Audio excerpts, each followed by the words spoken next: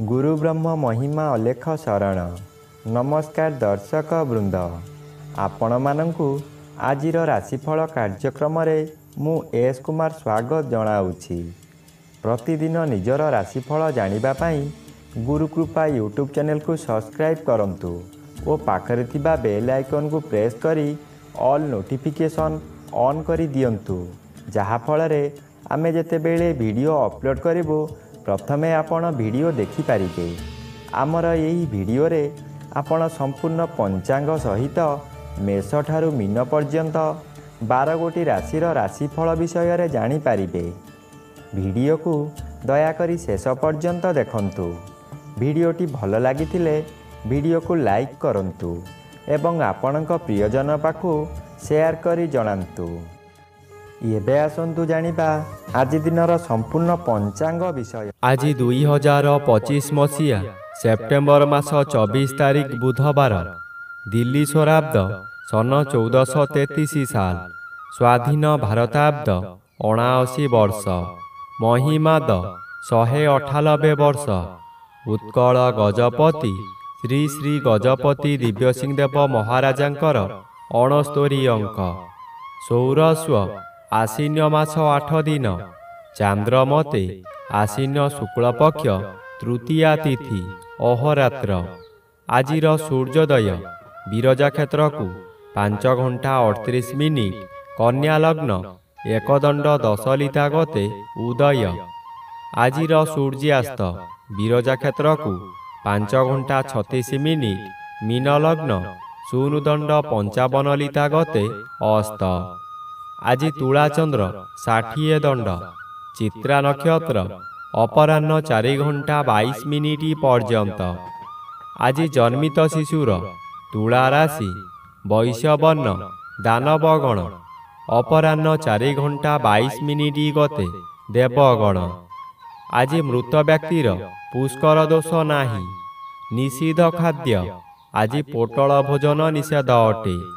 आजिर अमृत जोग प्रातरु दिबा 6 घंटा 26 मिनिट मध्ये, दिबा 7 घंटा 14 मिनिट गते 8 घंटा 2 मिनिट मध्ये, दिबा 10 घंटा 26 मिनिट गते 12 घंटा 50 मिनिट मध्ये, संध्या 6 घंटा 24 मिनिट गते रात्रि 7 घंटा 12 मिनिट मध्ये एवं रात्रि 8 घंटा 48 मिनिट गते शेष रात्रि 3 घंटा 12 मिनिट मध्ये। आजिर महेंद्र जोग दिबा 6 घंटा 26 मिनिट गते 7 घंटा 14 मिनिट मध्ये एवं दिबा 1 घंटा 38 मिनिट गते अपराह्न 4 घंटा 2 मिनिट मध्ये। आजिर काल बेला दिबा 9 घंटा 26 मिनिट गते 11 घंटा 21 मिनिट मध्ये। आजिर बार बेला दिबा 11 घंटा 38 मिनिट गते 1 घंटा 32 मिनिट मध्ये। आजिर काल रात्रि रात्रि 1 घंटा 48 मिनिट गते रात्रि 3 घंटा 42 मिनिट मध्ये। आजिर राहु काल मध्याह्न 12 घंटा ठारू 1 घंटा 30 मिनिट मध्यरे। आजिर घात चंद्र नाही। अपराह्न 4 घंटा 42 मिनिट गते मिथुन राशिर घात नक्षत्र, घात तिथि नाही। कर्कट राशिर घात 12। प्रिय बंधुगण, एबे आसंतु जानिबा मेष ठारू मीन पर्यंत 12 गोटी राशिर राशिफल विषय रे। राशि चक्रर प्रथम राशि मेष राशि। आज मेष राशि जन्मित व्यक्ति मानक सकाशे षष्ठ स्थान रे रवि और सप्तम स्थान रे चंद्र गोचर करुथिबारु आपणकर प्रत्येक दिगरु शुभ फल मिलिब। यही समय रे चाकरी न पाउथिबा व्यक्ति चाकरी पाई पारंती। चाकरी करुथिबा व्यक्ति मानकर पदोन्नति होई पारे। व्यवसाय करुथिबा व्यक्ति अधिक व्यवसाय को वृद्धि करि पारंती। उत्तम रूपे व्यवसाय चलिब। आशा ठारू अधिक लाभ करिबे। परिवार को नूतन बंधु आसी पारंती। एबे आसंतु जानिबा राशिचक्रर द्वितीय राशि वृष राशि विषय रे। ଆଜି ବୃଷ ରାଶି ଜନ୍ମିତ ବ୍ୟକ୍ତିମାନଙ୍କ ସକାଶେ ଷଷ୍ଠ ସ୍ଥାନରେ ଚନ୍ଦ୍ରଗୋଚର କରୁଛନ୍ତି ଶୁଭ ଫଳ ପ୍ରଦାନ କରିବେ। ଆପଣଙ୍କ ପରିବାର ମଧ୍ୟରେ ହସ ଖୁସିର ଉତ୍ତମ ବାତାବରଣ ଖେଳିଯିବ। ବିଗତ ଦିନମାନଙ୍କରେ ଆପଣ ପ୍ରତ୍ୟେକ କାର୍ଯ୍ୟରେ ଫେଲ ମାରିଥିଲେ। ଏବେ ଯେଉଁ କାର୍ଯ୍ୟ କରିବାକୁ ଆଗ୍ରହ ପ୍ରକାଶ କରିବେ ତହିଁରେ ସଫଳତା ନିଶ୍ଚୟ ମିଳିବ। ଷଷ୍ଠ ଚନ୍ଦ୍ର ଆର୍ଥିକ ଦୃଷ୍ଟିରେ ଉନ୍ନତି ଆଣେ। ଆପଣ ଯେଉଁ ବ୍ୟବସାୟ କରୁଛନ୍ତି ତହିଁରେ ଆଶାଠାରୁ ଅଧିକ ଆୟ କରିବେ। ଏବେ ଆସନ୍ତୁ ଜାଣିବା ରାଶିଚକ୍ରର ତୃତୀୟ ରାଶି ମିଥୁନ ରାଶି ବିଷୟରେ। ଆଜି ମିଥୁନ ରାଶି ଜନ୍ମିତ ବ୍ୟକ୍ତିମାନଙ୍କ ସକାଶେ ପଞ୍ଚମ ସ୍ଥାନରେ ଚନ୍ଦ୍ରଗୋଚର କରୁଛନ୍ତି। ଶୁକ୍ଳପକ୍ଷ ପଞ୍ଚମ ଚନ୍ଦ୍ର ବଳବାନ ଚନ୍ଦ୍ର। ଆପଣଙ୍କ ଜ୍ଞାନ ବହୁ ଗୁଣରେ ବଢ଼ିଯିବ।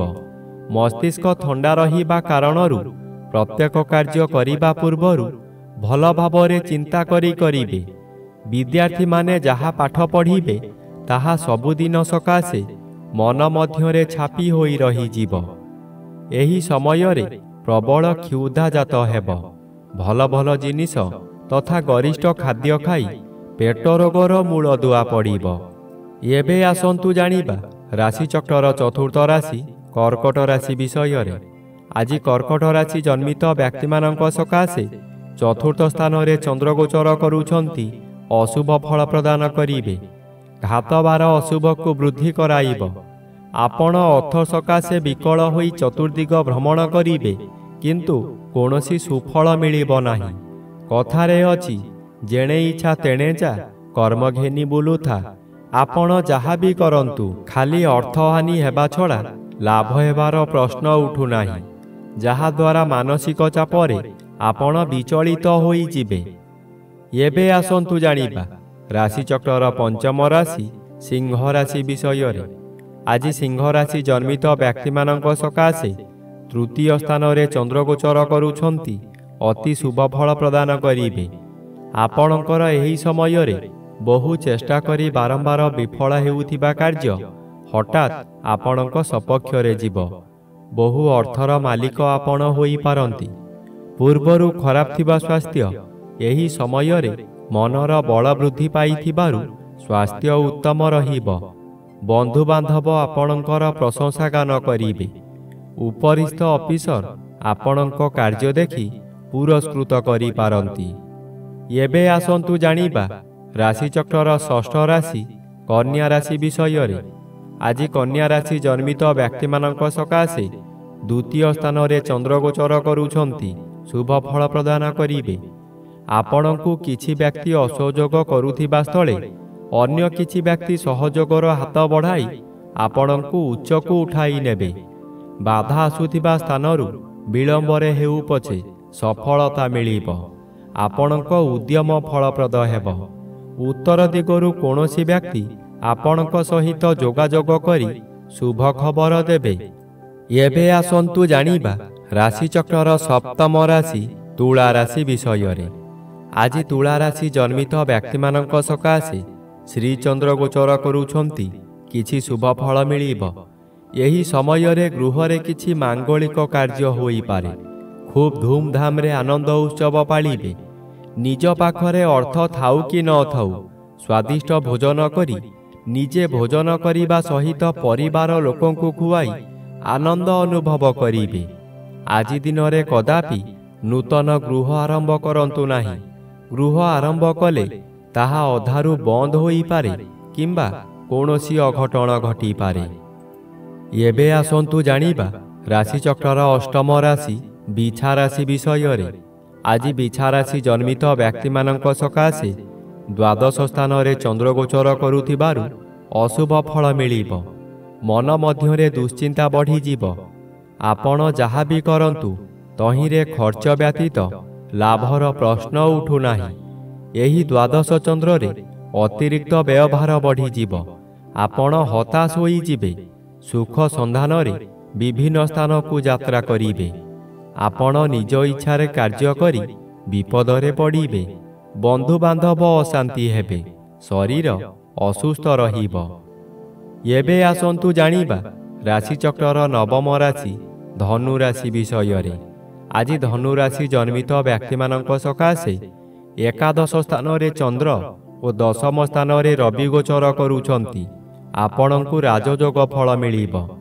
ଆପଣ ବହୁଦିନରୁ ଯେଉଁ କାର୍ଯ୍ୟ ସକାଶେ ଅପେକ୍ଷା କରିଥିଲେ ତାହା ଏହି ସମୟରେ ନିଶ୍ଚୟ ପୂରଣ ହେବ। କୌଣସି ଅଫିସରଙ୍କ ସାକ୍ଷାତ ପାଉନଥିଲେ, ଏବେ ତାଙ୍କ ସହିତ ସାକ୍ଷାତ ହେବ। ତାଙ୍କ ସହଯୋଗରେ ଆପଣ ବହୁ ନୂତନ କାମ ପାଇ ଉପକୃତ ହେବେ। ପରିବାର ଆପଣଙ୍କୁ ସପୋର୍ଟ କରିବ। ଏବେ ଆସନ୍ତୁ ଜାଣିବା ରାଶିଚକ୍ରର ଦଶମ ରାଶି ମକର ରାଶି ବିଷୟରେ। ଆଜି ମକର ରାଶି ଜନ୍ମିତ ବ୍ୟକ୍ତିମାନଙ୍କ ସକାଶେ ଦଶମ ସ୍ଥାନରେ ଚନ୍ଦ୍ରଗୋଚର କରୁଛନ୍ତି। ଶୁଭ ଫଳ ପ୍ରଦାନ କରିବେ। ଆପଣଙ୍କ କର୍ମକ୍ଷେତ୍ରରେ ଉଚ୍ଚତର ପାହ୍ୟାକୁ ଉନ୍ନୀତ ହେବେ। ଏହି ସମୟରେ ନୂତନ କର୍ମ ମଧ୍ୟ ମିଳିବ। ଯେକୌଣସି କାମ କରନ୍ତୁ ତହିଁରେ ସଫଳତା ମିଳିବ। ଉପରିସ୍ଥ ଅଫିସରଙ୍କଠାରୁ ପ୍ରଶଂସାମାନ ମିଳିବ। ପ୍ରତିଷ୍ଠା ଲାଭ କରିବେ। ଆପଣଙ୍କ କାର୍ଯ୍ୟ ଦେଖି ସାଥୀ କର୍ମଚାରୀମାନେ ଆପଣଙ୍କୁ ଅନୁକରଣ କରିବେ ଓ ସଫଳତାର ସୂତ୍ର ଶିକ୍ଷା କରିବେ। ଏବେ ଆସନ୍ତୁ ଜାଣିବା ରାଶିଚକ୍ରର ଏକାଦଶ ରାଶି କୁମ୍ଭ ରାଶି ବିଷୟରେ। ଆଜି କୁମ୍ଭ ରାଶି ଜନ୍ମିତ ବ୍ୟକ୍ତିମାନଙ୍କ ସକାଶେ ନବମ ସ୍ଥାନରେ ଚନ୍ଦ୍ରଗୋଚର କରୁଛନ୍ତି। ଶୁଭ ଫଳ ପ୍ରଦାନ କରିବେ। ଆପଣ ଯେଉଁ କାର୍ଯ୍ୟ କରିବାକୁ ଚାହିଁବେ ତହିଁରେ ସଫଳତା ମିଳିବ।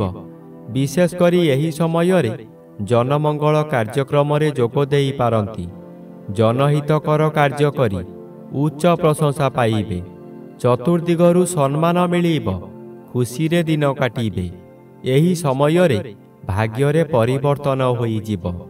ଯାହା ପୂର୍ବରୁ ଚାହୁଁଥିଲେ ତାହା ପୂରଣ କରି ଆନନ୍ଦ ପାଇବେ। ଏବେ ଆସନ୍ତୁ ଜାଣିବା ରାଶିଚକ୍ରର ଦ୍ୱାଦଶ ବା ଶେଷ ରାଶି ମୀନ ରାଶି ବିଷୟରେ।